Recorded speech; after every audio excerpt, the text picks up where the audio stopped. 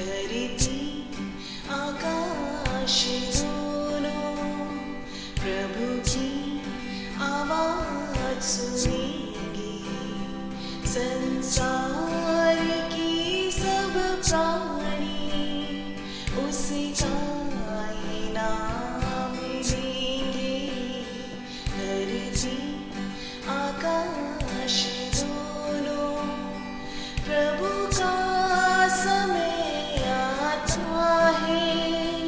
धरती मगन होगी, उसकी दया बरसेगी और दूर जलन होगी। उसकी वचन की महिमा और शक्ति हम देखेंगे। संसार की सब प्राणी उसका इनाम लेंगे।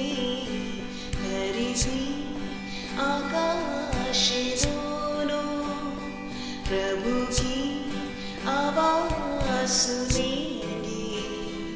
संसार के सब प्राणी उसका